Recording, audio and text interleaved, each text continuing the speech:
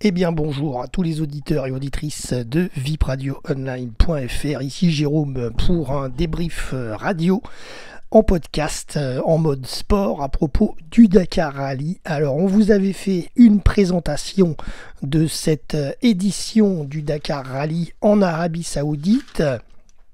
C'est la 5e édition.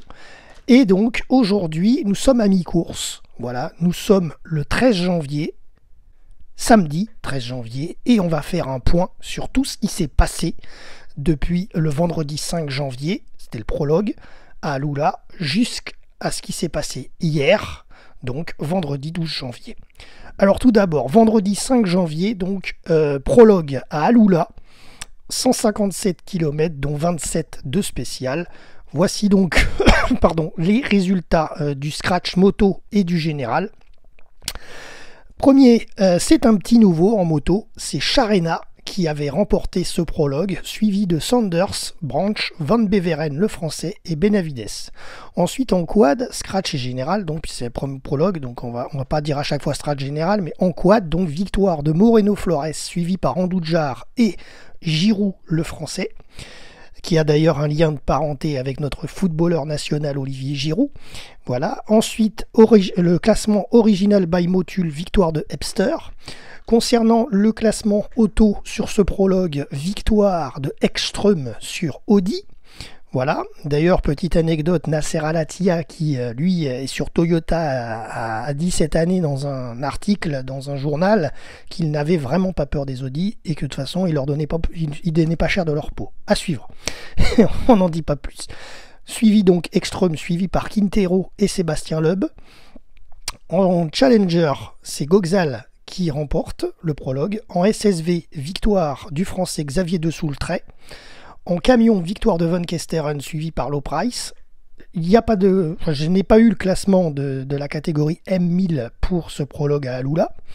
Ensuite, en classique, victoire de Morera sur Porsche 959, suivi par Lar sur Porsche 959 aussi. Et troisième, Gonzalez sur Toyota Land Cruiser 90. Ensuite, le lendemain, samedi 6 janvier, c'était donc la première étape entre Alula et Al Enakia. 541 km, dont 414 de spécial. Le vainqueur d'hier, le jeune Charena en moto, a chuté et a dû abandonner au kilomètre 240. Alors il va bien, mais il a dû quand même abandonner le rallye, donc c'est quand même ennuyeux pour sa première participation, première victoire hier, et là, patatras, voilà, ça arrive. Par contre, un spectateur du rallye a été renversé et blessé par un motard. Et donc il y a eu de nombreux retards sur la course au niveau auto, moto et surtout moto, puisque c'est un motard qui l'a renversé. Alors ça va, hein, le spectateur va quand même bien, mais voilà, il a été blessé. Ensuite, cette étape a été compliquée pour les concurrents, et notamment les grands pilotes de pointe auto, comme Stéphane Peter Hansel et Sébastien Loeb, hein, nos deux Français, qui d'ailleurs ont dit à nos confrères de télévision qu'ils n'ont pas pris de plaisir dans cette étape 1, en raison notamment des crevaisons à cause des cailloux. Ça revient chaque année. Ensuite, alors, on fait les classements, donc en moto, on parle de scratch, hein. On va tout parler de scratch, on ne donne pas de général, je vous le donnerai en fin. Le général complet, je le ferai en fin de cette chronique, puisque nous sommes en journée de repos à Riyad ce samedi 13 janvier. Donc en scratch moto, victoire de Branch devant Brabec. Branch est premier du général. En quad, victoire de Medeiros devant Varga et Andujar, et Medeiros est premier au général. Original Motul, victoire pour Hepster, qui est aussi premier au général. Alors le général, j'en parle quand j'ai les premiers. Là, en l'occurrence, vous allez le voir, tous les premiers du jour sont premiers du général, mais ça va pas durer dans les prochains jours. En auto, victoire pour Demevius devant Sainz et De Villiers, et Demevius est premier au général. En challenger, podium avec les 3 premières places pour la famille Goxal, les Polonais. Ils ont les 3 premières places et c'est pareil au général. En SSV, victoire de Varola devant Faresgel, et Varola est premier du général. En camion, victoire de Van Kesteren, qui d'ailleurs est premier aussi au général. En M1000, cette fois-ci, on a reçu les classements officiels. Donc victoire de Espinas, qui d'ailleurs a la première place du général. Et en classique, on termine avec eux, victoire de Traglio. Donc hier, c'était pas lui, c'était pas Traglio, hier c'était Morera. Là aujourd'hui, c'est Traglio qui remporte l'étape 1 sur Nissan Pathfinder. Et d'ailleurs, il est premier au général. Alors pour la journée de dimanche 7 janvier, c'était l'étape 2 entre Al-Erakia et Al-Duaoudimi. 655 km dont 463 de spécial. Les concurrents sont arrivés au centre du pays en Arabie Saoudite. Voici donc les résultats des scratchs. Moto, victoire de Cornejo devant Benavides et Quintanilla.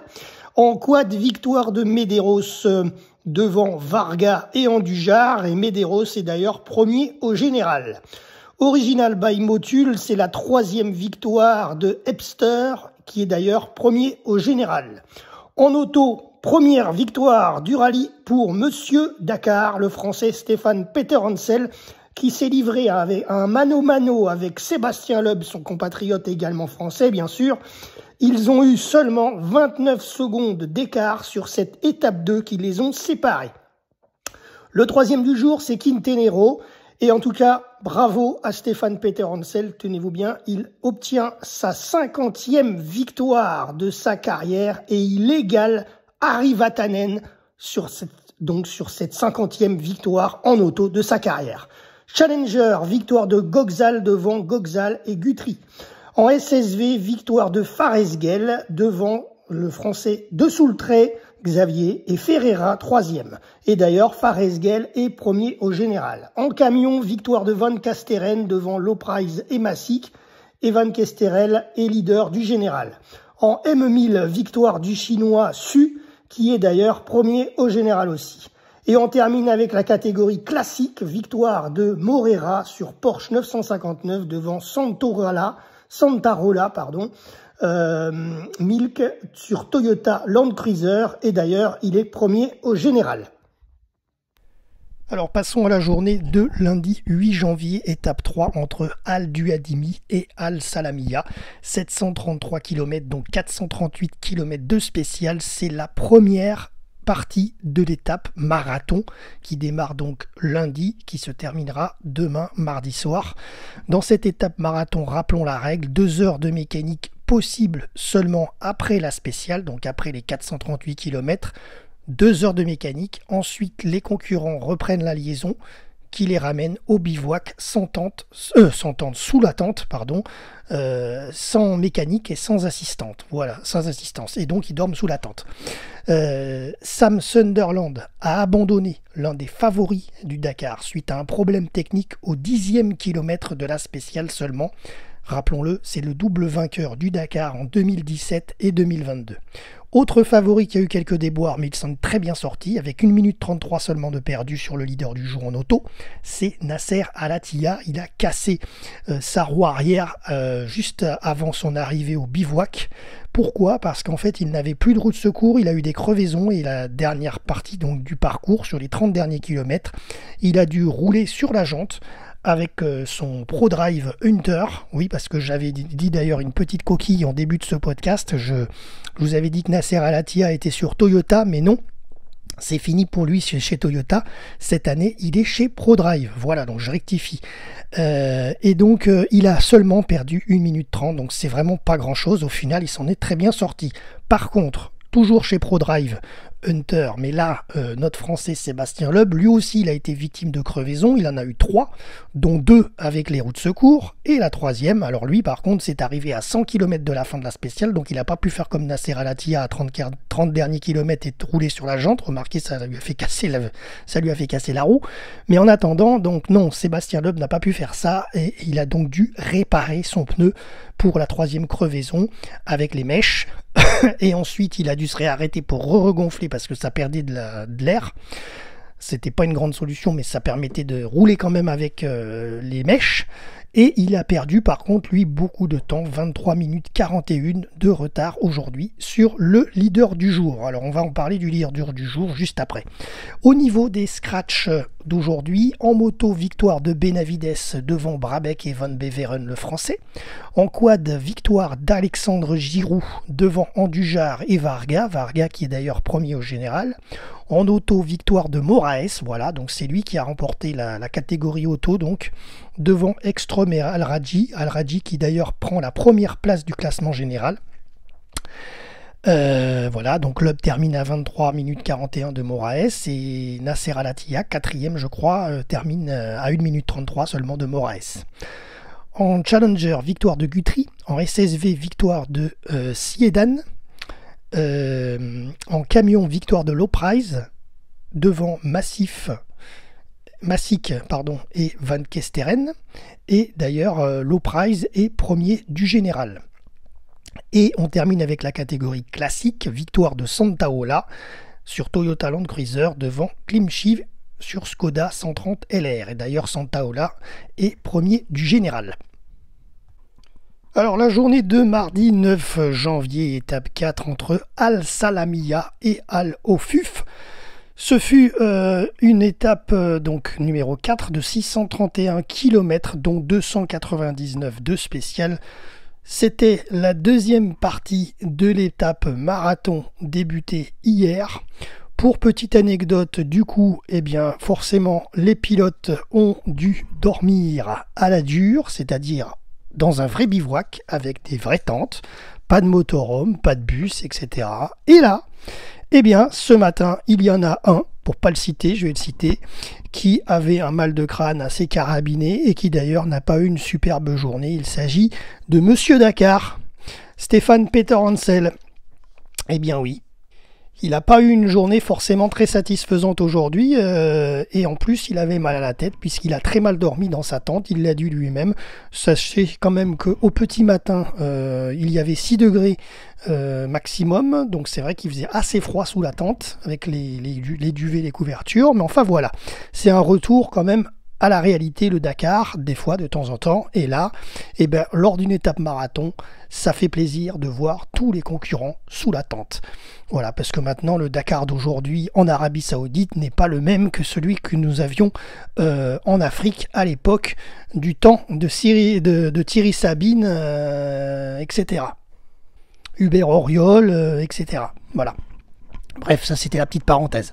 Alors donc aujourd'hui, les résultats du jour. Les scratchs moto, victoire de Cornejo devant Brabec et Kevin Benavides. Et d'ailleurs, Cornejo est premier au général.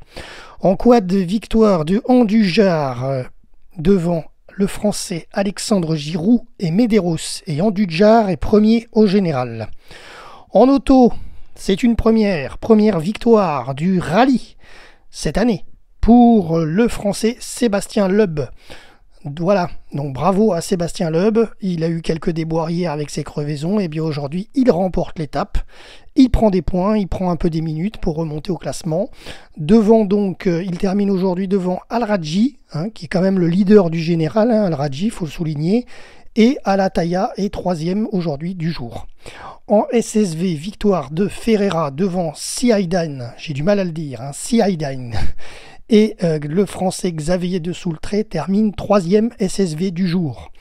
En camion, victoire de Van Kasteren, qui d'ailleurs est le premier du général, devant Van den Brink deuxième et Loprijs troisième du jour sur le podium.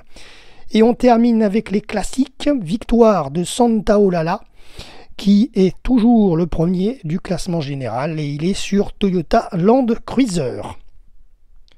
Passons à la journée de mercredi 10 janvier qui fut une journée cruciale, je dirais, au niveau stratégie. C'est l'étape 5 entre Al Ofuf et Shubaita, 645 km dont 118 km de spécial. Une étape 100% dune et de nombreuses stratégies engagées pour les pilotes auto. Vous allez le voir, parce qu'à l'heure où je vous parle, bien sûr, nous sommes le samedi 13 janvier, jour de repos sur le Dakar Rally, mais parce qu'on fait un point général, mais ce mercredi, donc, c'était le début de la stratégie qui arrivait sur la journée suivante et le surlendemain, c'est-à-dire jeudi et vendredi. Pourquoi ? Parce que le leader, le gagnant auto de ce mercredi, doit ouvrir la route de demain et d'après-demain pour l'étape des 48 heures chrono. Alors c'est nouveau, hein, c'est David Castera, le directeur du Dakar Rally, qui a mis ça en place avec son équipe. C'est totalement nouveau. Vous allez comprendre, je vais vous l'expliquer. Donc le leader, en tout cas Auto, doit ouvrir sa propre route sans l'aide des motards. Parce que chaque jour, vous savez, dans le Dakar Rally, les motos partent très très tôt le matin, les voitures partent ensuite, et à chaque fois, les voitures ont la trace des motards en premier. Voilà. Ça existait à l'époque, hein, dans le Dakar d'antan, Paris-Dakar, ça existait, hein, que les voitures n'avaient pas la même trajectoire qu'en moto. C'est pas si nouveau que ça, hein, ce qu'a fait David Castera. Mais bon, pour le Dakar Rally en Arabie Saoudite, c'est nouveau. Et donc du coup, les autos n'auront pas l'aide dès demain, pendant 48 heures, donc demain et après-demain, elles n'auront pas l'aide des motards qui auront, eux, une direction différente. C'est toujours une boucle aussi, hein, ce sera une boucle autour de Choubaïta, mais avec un départ différent, des sillages et des trajectoires différentes. Voilà, donc du coup, je vais citer Sébastien Loeb qui à son arrivée a dit ça. Aujourd'hui, ce n'était donc pas une étape pour faire un temps. Voilà ce qu'a dit notre Français Sébastien Loeb, car il fallait ouvrir le lendemain dans les dunes. Donc volontairement, je vous donne l'exemple de Sébastien Loeb, on a fait un point sur lui. Volontairement, Sébastien Loeb a donc pris 15 minutes aujourd'hui en ratant exprès une position GPS waypoint sur les 40 qu'il y a dans la journée, afin de ne pas être premier ce soir ou dans les 3 premiers, ou le 4 premiers ou 5 premiers. Donc, Sébastien Loeb a pris un risque. Lui-même le dit, je sais, j'ai pris un risque. En plus, il a fait exprès de rater un GPS pour prendre 15 minutes de pénalité. Donc, il a pris un risque qui peut-être va s'annoncer payant dans les 48 heures prochaines ou pas. Vous allez le savoir, bien sûr, à la fin de notre podcast. Et donc, ça lui accumule de longues minutes de retard, puisqu'il doit ensuite, à partir de demain et après-demain, récupérer le temps perdu de cette pénalité des 15 minutes, plus le temps qu'il a perdu aussi dans l'étape, hein, parce que franchement, il s'est vraiment pas pressé, vous allez voir. Il se retrouve aujourd'hui 70e du scratch du jour, et il descend même à la 9e place du classement général. Voilà. Alors là, ça c'est la stratégie Sébastien Loeb, hein, que je vous ai donnée. Il y en a d'autres, parce que Stéphane Peter Hansel, lui aussi, il a fait une stratégie qui est similaire, mais un peu moins osée quand même. Enfin, vous allez voir. Donc, je vous donne les résultats des scratchs du jour quand même sur cette étape 5, c'est le principal. Alors, en moto, victoire de Quintanilla, devant Van Beveren et Toby Price. Alors, les motards, ils se prennent pas la tête, ils savent que de toute façon, c'est eux qui ouvrent la route le lendemain, donc eux, ils tracent. Et ils n'ont pas tort. Ensuite, en quad, victoire de Medeiros devant Alexandre Giroud et Andujar. Andujar qui d'ailleurs est premier au général. Ensuite, en auto, que s'est-il donc vraiment passé? Qui a gagné cette fameuse étape 5 entre Alofouf et Choubaïta? Eh bien, figurez-vous que c'est le Qatari Nasser Al-Attiyah qui s'y est collé. Oui. Il a dit, moi, la stratégie, c'est d'attaquer. Il est sur ProDrive Hunter aussi, comme d'ailleurs la voiture de Sébastien Loeb. Et lui, il a tenté la stratégie totalement inverse. Après, il faut dire que Nasser Al-Attiyah est né dans les dunes, hein, c'est un Qatari, donc il a l'habitude, même si chaque dune est différent, hein, mais quand même, il a une stratégie qui est plus à sa portée, je pense. Et donc, il a dit, j'ouvrirai la piste. En plus, c'est sa première victoire sur ce rallye, donc il voulait vraiment l'avoir. C'était le moment de l'avoir parce que tout le monde ne voulait pas la patate chaude, quoi. Hein. Voilà, personne ne voulait cette patate chaude. Lui, il a dit, je la prends. Donc, il assume, il a pris. Il ouvrira la piste donc jeudi et vendredi dans la spéciale 48 heures chrono. Maintenant, évidemment, il faut espérer qu'avec son copilote Mathieu Baumel, ils vont pas se perdre, pas jardiner énormément, parce que sinon, forcément, ils vont perdre beaucoup de retard, accumuler beaucoup de retard, et du coup, les gens comme Sébastien Loeb qui vont foncer tête bêche de la 70e place jusque voilà, donc là lui c'est mission attaque Sébastien Loeb. Voilà, donc en gros à voir quelle est la meilleure stratégie. En tout cas, on connaît un Stéphane Peter Hansel aussi en français, hein, le monsieur Dakar. Lui, monsieur Dakar, il a tenté aussi la méthode stratège un peu j'attends, je vois. Donc aujourd'hui, il s'est pas pressé et il a fini 30e du jour. Oui, 30e, tenez-vous bien pour monsieur Dakar. Comme ça, il l'a dit lui aussi, je ne voulais pas ouvrir la route non plus. En plus, il a passé une mauvaise nuit la nuit précédente. Hein, rappelons-le, ils ont dormi sous tente dans l'étape marathon. Et là, dans les 48 heures qui les attend, demain et après-demain, c'est pas mieux. Parce qu'en fait, je vous donnerai les infos dans quelques minutes. Mais l'étape de 48 heures chrono, elle est très très compliquée. Elle est encore plus compliquée qu'une étape marathon, du coup, forcément. Voilà, donc vous allez comprendre après. Donc voilà, donc stratégie quand tu nous tiens au niveau des autos, c'est compliqué. Moi personnellement, à la rédaction, je trouve ça assez anti-sport. Mais bon, c'est mon point de vue personnel. Je serais plus du proche de l'avis par contre de effectivement Nasser Al-Attiyah en disant j'ai gagné, j'assume, j'ouvre la route, on verra ce qui se passe. Point final. Plutôt que de tenter des stratégies, à voir. On verra dans les 48 heures. Ensuite, en mode challenger, en catégorie challenger, victoire de Lopez Contardo devant Jones et Goxal. En SSV, victoire du français de Soultré. En camion, victoire de Massic devant Vandenbrink. Et on va terminer la partie d'aujourd'hui avec le classique, victoire de Klimsi, je vais pas y arriver, hein, Klimsi, voilà. Il est sur Skoda 130 LR. Et il vient de récupérer la première place du général. Voilà. Et aujourd'hui, il termine devant Sataolala sur Toyota Land Cruiser. Voilà, on va y arriver. Et Morera sur Porsche 959. Alors, passons à la journée de jeudi 11 janvier sur le Dakar Rally. Journée qui est complétée avec le vendredi 12 janvier. Alors jeudi 11 et vendredi 12, puisque ce sera donc, c'était l'étape 6, la fameuse étape 48 heures chrono entre Chubaïta et Chubaïta, une boucle, donc 835 km, dont 626 km de spécial. Alors, comme je vous l'ai expliqué précédemment, les premiers pilotes vainqueurs de la veille de chaque catégorie ont ouvert chacun leur piste.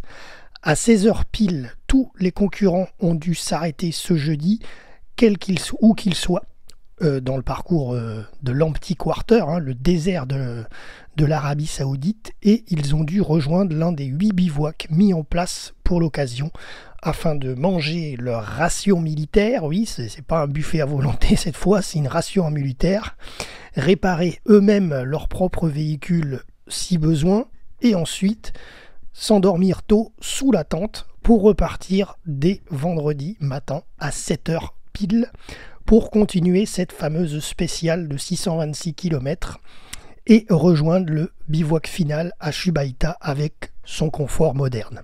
Alors donc, à l'heure où je vous parle, bien entendu qu'on a les résultats, mais là, puisque je vous fais le podcast, je vous donne pas tout de suite les résultats finaux, puisqu'on est le 13 aujourd'hui, mais bon. Voilà, donc que s'est-il passé jeudi 11 ? Eh bien, il s'est passé des choses. Même s'il n'y avait pas de classement, car la spéciale n'était pas terminée, donc aucun classement officiel, puisque tous les concurrents étaient en cours de route et en cours de spéciale jeudi soir, jusqu'à vendredi du coup, et c'est vendredi soir que le classement a été bouclé, ainsi que pour débriefer tout ce qu'on fait dans ce podcast le 13 janvier. Mais donc, jeudi soir, il y a plusieurs choses qui quand même sont tombées, en fin de journée, puisqu'il n'y a pas de classement, mais attention, il y a eu quand même l'abandon de l'américain Skyler House sur sa Honda. Sa moto est tombée en panne, elle ne répondait plus du tout. Il a dû, il ne voulait plus démarrer, plus rien, donc du coup il a dû la faire élitreiller et se contraindre à l'abandon. Ensuite, il y a eu deux infos majeures en voiture, notamment l'abandon du Saoudien Al-Raji, qui était l'un des favoris, hein, qui tenait d'ailleurs qui était d'ailleurs, je crois, le leader de ces derniers jours sur le Dakar Rally.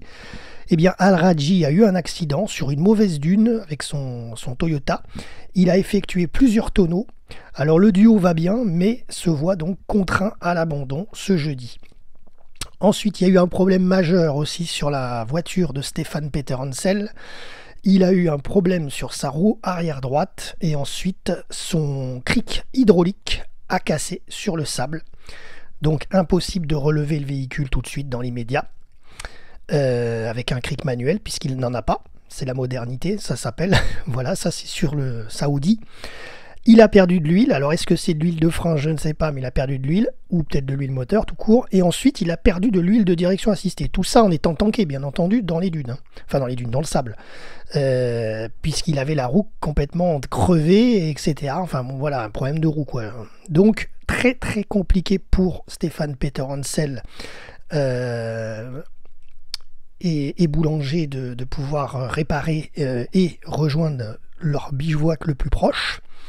On n'a pas d'autres infos à ce jeudi, Voilà, donc je vous donnerai les infos dans quelques minutes dès que j'aurai bouclé la journée du jeudi 11 janvier. Et donc, par contre, une certitude, la possible victoire sur ce Dakar pour Stéphane Peter Hansel s'éloigne.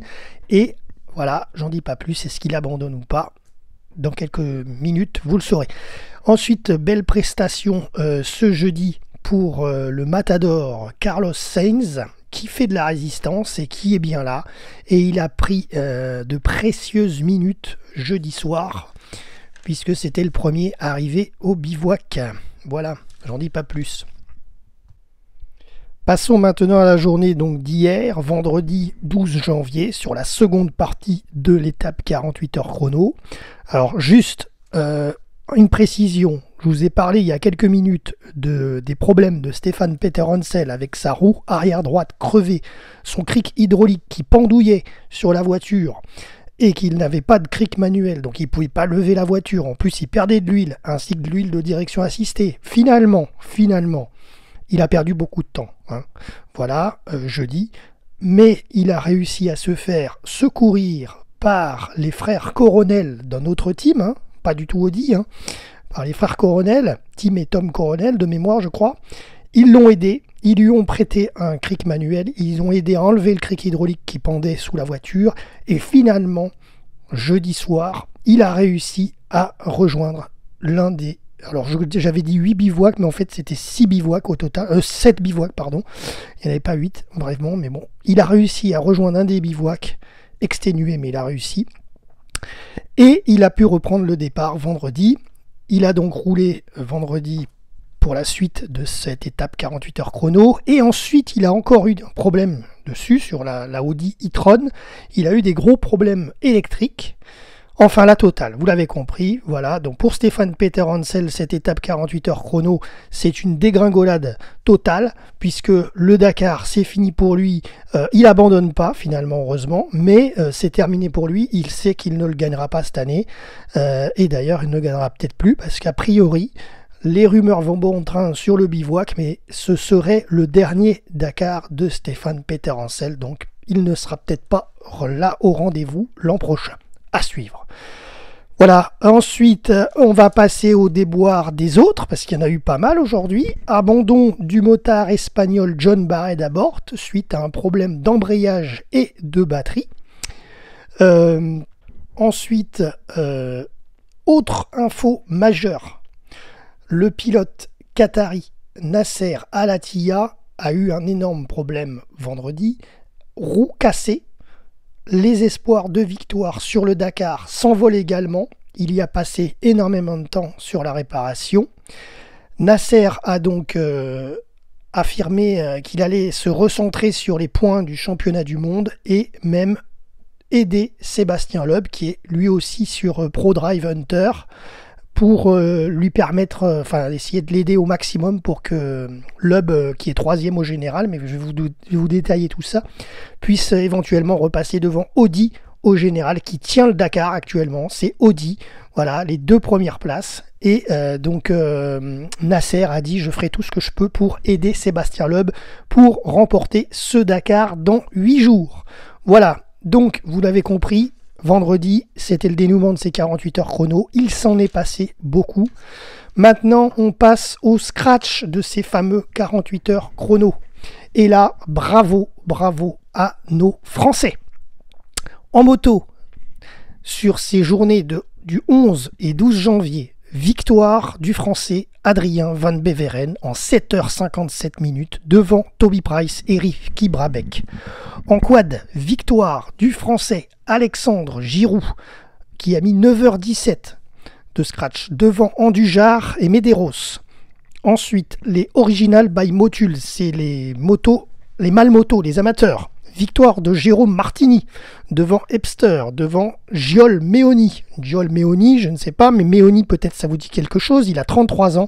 C'est le fils du célèbre père Fabrizio Meoni, double vainqueur en 2001 et 2002 du célèbre Paris-Dakar. Fabrizio Meoni, décédé en 2005 sur le Paris-Dakar d'ailleurs, avec une chute et un arrêt cardiaque. Je ne sais pas si vous vous souvenez à l'époque, nous en tout cas on s'en souvient à la rédaction.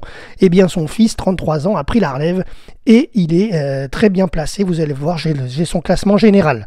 Et là il termine 3 troisième de cette étape 48 heures chrono. En auto, c'est la 25e victoire sur le Dakar pour le Français Sébastien Loeb. Oui, ancien champion de WRC. Eh bien, tenez-vous bien, il égale le record de Hiroshi Masioka, tout simplement. Donc, il a signé le scratch en 7h21. Il a réalisé en partie son objectif, puisqu'il arrive avec 2 minutes 01 d'avance seulement sur le matador espagnol Carlos Sainz, qui a fait lui 2 belles journées sur ses 48 heures chrono. Il est premier au général, Carlos Sainz, voilà, et Estrum est troisième sur Audi également, comme Carlos Sainz. Alors, Sébastien Loeb a réussi en partie sa stratégie, parce que sa stratégie, c'était de perdre beaucoup de temps la veille, enfin, donc mercredi, de perdre beaucoup de temps pour pouvoir attaquer à fond jeudi, c'est ce qu'il a fait jeudi, vendredi pareil, mais il a réussi à récupérer une partie de son retard et de le combler, mais il est encore très loin au général, puisque vous allez voir, il est un peu moins de 30 minutes, il a 29 minutes de retard du coup sur Carlos Sainz. Donc sa stratégie a payé, mais pas entièrement, parce qu'il avait 45-50 minutes facilement de retard, il a récupéré 20 minutes, mais il est toujours en arrière. Donc, enfin, j'en dis pas plus. En Challenger, victoire de Eric Goxal devant Michel Goxal et Cristina Gutiérrez. En SSV, victoire du Français Xavier de Soultré, 8h25 de temps, chrono, devant Ferreira et Saïdan. En camion, victoire de Massig devant Vandenbrink et Loprice. En M1000, victoire du Français Jean-Michel Paul. Et en classique, victoire de Santaolalla sur Toyota Land Cruiser devant Traglio sur Nissan Pathfinder et Gublin sur Land Rover Defender 110. Alors juste avant de passer au classement général suite à cette mi-course, puisque nous sommes donc aujourd'hui samedi 13 janvier 2024, c'est le jour de la journée de repos, juste une petite info, que s'est-il passé donc hier soir à la fin de l'étape 48 heures chrono? Eh bien les pilotes étaient fatigués bien entendu, après 48 heures à fond les ballons, mais ils ont rejoint donc le bivouac de Chubaïta, et ensuite les véhicules ont été transférés dans l'après-midi et dans la soirée en direction de Riyad, donc plus de 10 heures de route. Ils ont été transférés, les véhicules, les motos, les machines, les camions, tout ça, ils ont été transférés sur remorque. Et ils ont été transférés par la route. Voilà. Et ensuite, les pilotes sont allés sur Riyad en avion. Voilà le transfert, comment il s'est effectué. Et d'ailleurs, au dernier moment, Nasser Al-Attiyah a encore eu un problème, juste avant d'arriver à Chubaïta. Et donc, lui, je pense qu'il est parti encore après les autres. Enfin, voilà. Et donc, la journée de repos, donc c'est aujourd'hui. Tout le monde est arrivé à Riyad, voilà, les pilotes, les caravanes du bivouac, etc., les véhicules, pour un repos tant attendu. Et ça permet également de remettre en état et en service les voitures, les autos, les camions par les mécanos, enfin ceux qui ont des mécanos, voilà, pour mieux repartir dimanche. Et les pilotes se reposer pour cette seconde partie du rallye dans la deuxième semaine qui va s'annoncer vraiment qui va s'annoncer très compliqué, je pense, puisque le dénouement final, pour l'instant, personne ne le connaît en tout cas.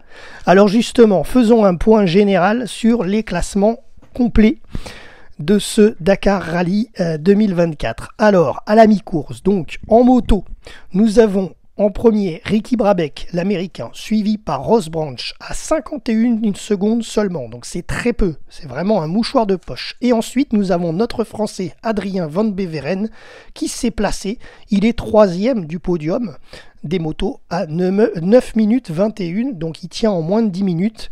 Et tout peut arriver, on espère, pour Adrien Van Beveren. Son objectif, c'est pas de gagner des étapes, il l'a dit, son objectif, c'est de remporter le Dakar. Donc on lui souhaite, en tout cas, à cette mi-course, de pouvoir se reposer correctement, de bien remettre la machine en état, la moto, et repartir sur les chapeaux de roue pour cette deuxième semaine. En tout cas, on va le suivre avec attention. Ensuite, le quatrième en moto, c'est Cornejo, et le cinquième, actuellement, c'est Toby Price. En quad, nous avons en Dujar, premier, le Français Alexandre Giroud, deuxième à 20 minutes. Ça commence déjà à chiffrer un petit peu. Ensuite, nous avons Medeiros, troisième à 1h25. Ensuite, le classement des Original by Motul, vous savez, c'est des amateurs en mal moto. Tobias Ebster, premier, suivi par Martini à 1h14 et Martin Garcia, troisième. Le petit Meoni, donc le fils de Fabrizio, donc je vous expliquais, eh bien, du haut de ses 33 ans, le Meoni est quatrième, suivi par Pabisca à la 5e place. Voilà. Ensuite, nous passons aux autos. Et là, eh ben, on sent que c'est lourd. Nous avons le patron espagnol, Carlos Sainz, sur Audi, premier. Ekstrom sur Audi, deuxième. 20 minutes 21 de retard. On peut dire que cette année, pour l'instant, les Audi se placent. Franchement, bravo à Audi e-tron. Les Audi e-tron sont là. Même Nasser Al-Attiyah n'y croyait pas du tout au début du Dakar. Ça fait 2 années que Audi tâtonne un peu. Et là, les 2 premières places. Est-ce que ça va durer? On verra. Ensuite, le 3e en auto au classement général. Et donc, il a Nasser derrière lui. C'est Nasser Al-Attiyah derrière lui, justement, pour l'aider. C'est notre Français, Sébastien Loeb, qui est à 29 minutes 31. Derrière Carlos Sainz, donc c'est déjà un peu compliqué quand même parce qu'il y a quand même près d'une demi-heure de retard, mais bon, à suivre, on verra, rien n'est fait. Ensuite, le 4e, c'est Moraes, 5e, Guillaume de Mévius, 6e, le Sud-Africain Giniel de Villiers, un habitué des rallye raids, 9e, nous avons le Varois Serradori, à la 14e place, on descend un petit peu et on a notre ancien parrain associatif de RVPB, Christian Lavieille, qui pointe à la 14e place et première voiture en 2 roues motrices. Enfin, c'est un buggy, mais premier auto en 2 roues motrices. Bravo, Christian. 17e, Al-Attiyah, à 2h40. Voilà, donc c'est pour ça, on vous disait, pour lui, le Dakar, il sait que c'est terminé, ça c'est clair. Mais maintenant, le but, c'est de ramener des points. 22e, Stéphane Peter Hansel, voilà, lui c'est pareil, le Dakar c'est fini pour lui cette année. 3h23 de retard sur Carlos Sainz, mais son objectif, c'est forcément d'être le porteur d'eau, entre guillemets, le mécanicien rapide de Carlos Sainz, voilà. Ensuite, nous avons un dernier pointage, c'est la 104e place, et nous avons le Français Jean-Pierre Strugo, voilà, que nous connaissons pas mal à la rédaction aussi. Eh bien, il fait son petit bonhomme de chemin et il est dans le classement. Voilà. Ensuite, en catégorie Challenger, nous avons Eric Goxal, premier, suivi par Guthrie, deuxième à 1h02. Troisième, nous avons Christina Guiterrez, 1h26. En SSV, nous avons Siaïdan, premier, suivi par Sarah Price, deuxième à 2 minutes 58. Et notre Français Xavier de Soultré est troisième des SSV à 5 minutes 30. Ensuite, les camions, nous avons Massic, premier, Low Price, deuxième à 1h16, c'est déjà beaucoup. Vandenbrink, troisième à 1h49. En M1000, nous avons le premier qui est Juventeri. Et on termine avec la catégorie classique. Le premier, Santaolala, sur Toyota Land Cruiser. Klimsi, deuxième sur Skoda 130 LR, troisième Bedecci sur Toyota BJ71, quatrième Traglio sur Nissan Pathfinder et cinquième Van Rompuy sur Toyota HDJ 80. Voilà, c'est la fin de notre podcast radio pour cette mi-course du Dakar Rally. Voilà, on vous a résumé chaque journée, j'espère que c'était pas trop long. On a fait ce qu'on a pu, ça vous permet d'avoir un débrief, un point complet sur tout ce qui s'est passé durant cette première semaine. On va faire à peu près la même chose sur la seconde semaine. On va vous donner les infos de manière complète comme ça. Si on a le temps, entre le 15 et le 19 janvier, eh bien on essaiera de vous faire quelques podcasts. On essaiera d'en faire plusieurs parce qu'un podcast à la fin, ça va faire beaucoup au niveau du temps d'antenne. Comme vous le voyez là actuellement, on a dépassé les 35 minutes. Voilà, en tout cas c'était un plaisir de vous débriefer ce Dakar Rally et à très bientôt.